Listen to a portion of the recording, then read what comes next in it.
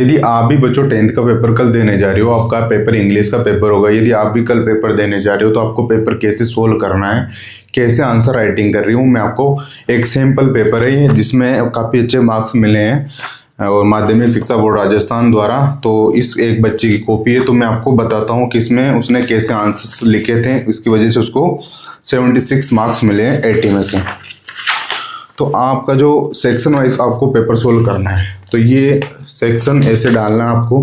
First section A यहाँ डालना है, फिर आपको स्टार्ट करना है, ठीक है।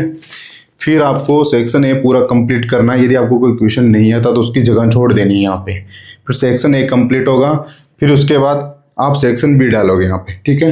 यहाँ पे सेक्शन बी डालोगे, दिख रहा होगा आपको, सेक्शन बी डालोगे, अच्छे से हेडिंग दोगे उसके, जो आपको नहीं आएगा उसकी जगह आपको छोड़ देनी है, ठीक है। फिर इसके बाद आप देखोगे, फिर इसने यहाँ पे ये क्वेश्चन लिखा है, ठीक है। फिर आपको ऐसे अच्छे से हेडिंग डाल के आपको वो लिखना है, और फिर इसके बाद आपको जो भी आपका ऐसे होगा, राइटिंग होगी, वो आपको करनी है, ठीक है। फिर इसके बाद आपको ये ऐसे कंप्लीट करना है, ऐसे गैप दे के लिखना है अच्छे से, तो एग्जामिनर को समझ में आए, उसको आसानी हो कॉपी चेक करने में, तब आपको अच्छे नंबर मिलेंगे, ठीक है। फिर इसके बाद आगे आ जाओ आप। फिर यहाँ सेक्शन बी खत्म हो गया, फिर उसके बाद सेक्शन सी पे जाओ। तो सेक्शन सी दिख रहा होगा आपको, ऐसे हेडिंग दो, फिर उसमें गैप छोड़ते हुए अच्छे से जमा के उसको लिखना है। मतलब एग्जामिनर को इजी लगना चाहिए आपकी कॉपी चेक करते वक्त, वो तभी आपको मार्क्स देगा, ठीक है।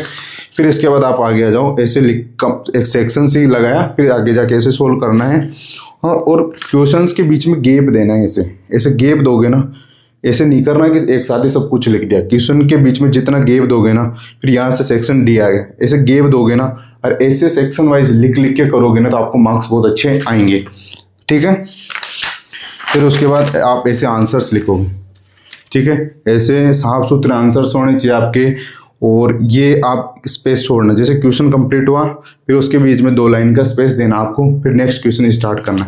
ऐसे आप क्वेश्चंस करोगे, दिख रहा होगा आपको, ऐसे उसको समझ में आना चाहिए, उसको चेक करने में कोई मुश्किल नहीं होनी चाहिए, तो आपका ये अच्छा रहेगा पेपर, ठीक है। और जो भी इंग्लिश का पेपर करोगे तो उसको आखिरी तक ऐसे पूरा फिल करना है, अटेम्प्ट करना है, और ऐसे क्लियर लिखना है। जैसे आप क्लियर लिखोगे तो आपको एक इम्पैक्ट भी पड़ेगा आंसर्स पे, और यदि आपको आंसर्स नहीं आता ना, उसमें से भी कुछ आपको मेमोराइज करके लिखने की कोशिश करनी है, और सारे क्वेश्चन अटेम्प्ट करने। ऐसा नहीं होना चाहिए कि आप कुछ क्वेश्चन अटेम्प्ट ही नहीं कर, पूरे क्वेश्चन अटेम्प्ट करने हैं, और ऐसे करोगे तो आपको मार्क्स बहुत अच्छे आएंगे। ये कोई बच्चा है, इसके 80 में से 76 मार्क्स आए हुए हैं, पिछले बोर्ड की कॉपी है ये, ठीक है। तो आप सभी को कल के लिए best wishes, best of luck, अच्छे से पेपर करके आओ, फिर बताओ कि पेपर आपका कैसा हुआ, ठीक है।